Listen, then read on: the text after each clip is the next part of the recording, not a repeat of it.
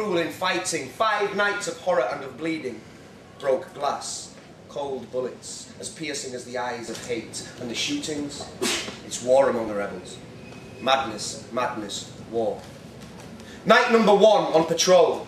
A gathering crowd to control, beating out a rhythm with fire, a song America inspired, a tune that shakes your spinal column, music that tears at your flesh, and the Muslims start fighting, a dictating nation replacing a dictator. The oppressed are free to be oppressed.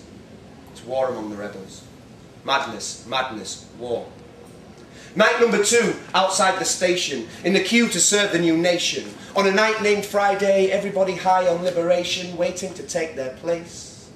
And the rhythm just bubbling and backfiring. 2 youth in a car, strapped and conspiring, and suddenly the music is cut. Shards of glass spilling blood in the darkness. It's war among the rebels. Madness, madness, war. Night number 3, on the banks of the river, right outside the mosque.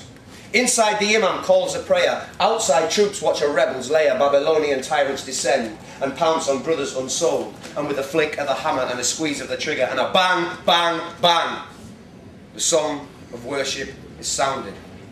The bile of oppression is vomited. Countless civilians dead. Righteous, righteous war. Night number 4, at a wedding. A fucking wedding. 2 rooms packed and the celebration rising, ascending into chaos and panic, and the merger of blood broke glass, and the bride bleeds near death on the 4th night at her wedding, on a black, rebellious night. It's war among the rebels. Madness, madness, war. Night number 5 is tonight, when vengeance walks through the door. So smooth, so cool, so calm. And bang!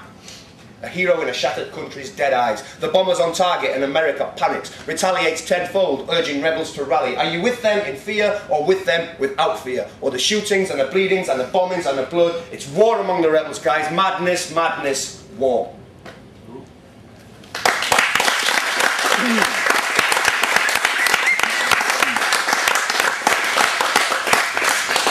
So yeah, we all, you know, often attack America. Well, no, they're often attacked. They've attacked everybody else.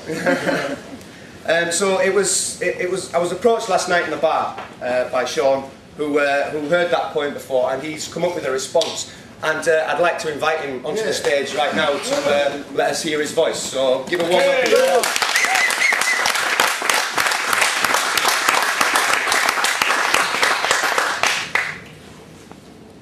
This was also inspired by Scott's poem because I read it in the book too. I forget the title. USO them? That's the one. On the day after hearing of the war's 5th night, and I'm the only bloody Yank in sight.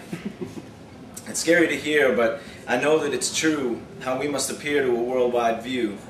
And it's harder to listen to the truth without filter, but I wonder if poets wrote this way about Hitler.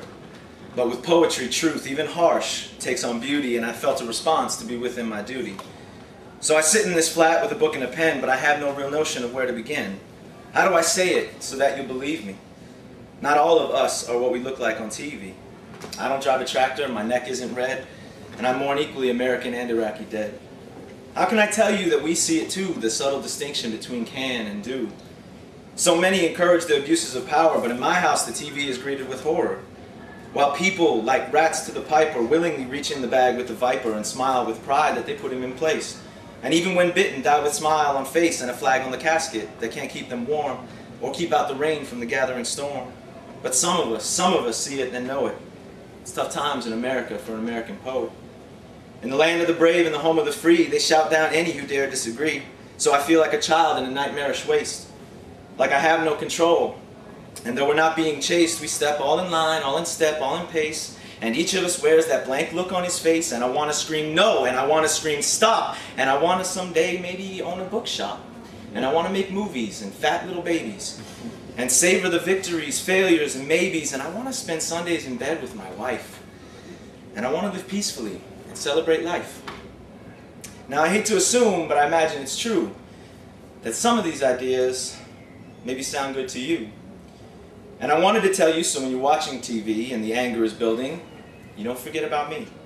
And all of us over there robbed of our voices, cheated of freedom, of fairness, of choices.